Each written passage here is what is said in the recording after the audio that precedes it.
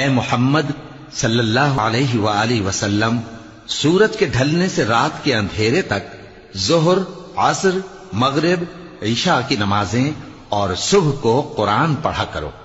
کیونکہ صبح کے وقت قرآن کا پڑھنا فرشتوں کی حاضری کا موقع ہوتا ہے، اور بعض حصہ شب میں بیدار ہوا کرو اور تہجد کی نماز پڑھا کرو،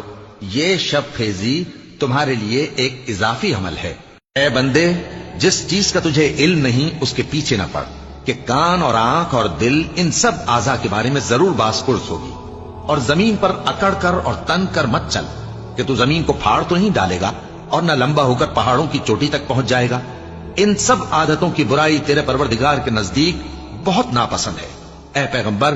یہ ان ہدایتوں میں سے ہیں جو اللہ نے حکمت کی باتیں تمہاری طرف وحی کی ہیں، اور اللہ کے ساتھ کوئی اور معبود نہ بنانا، کہ ایسا کرنے سے ملامت زدہ اور راندہ درگاہ بنا کر جہنم میں ڈال دیے جاؤ گے۔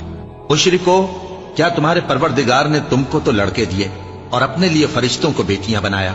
کچھ شک نہیں کہ یہ تم بڑی نامعقول بات کہتے ہو،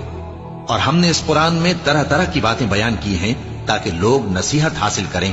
مگر وہ اس سے اور بدک جاتی ہیں۔ کہہ دو کہ اگر اللہ کے ساتھ اور معبود ہوتے جیسا کہ یہ کہتے ہیں تو وہ ضرور عرش والے کی طرف لڑنے بھیڑنے کے لیے رستہ نکالتے۔ وہ پاک ہے، اور جو کچھ یہ بکواس کرتے ہیں اس سے اس کا رتبہ بہت عالی ہے۔ ساتوں آسمان اور زمین اور جو لوگ ان میں ہیں سب اسی کی تسبیح کرتے ہیں، اور مخلوقات میں سے کوئی چیز نہیں مگر اس کی تعریف کے ساتھ تسبیح کرتی ہے، لیکن تم ان کی تسبیح کو نہیں سمجھتے۔ بے شک وہ بردبار ہے، غفار ہے۔ اور اے نبی، جب تم قرآن پڑھا کرتے ہو تو ہم تم میں اور ان لوگوں میں جو آخرت پر ایمان نہیں رکھتے چھپا ہوا پردہ یعنی حجاب ڈال دیتے ہیں،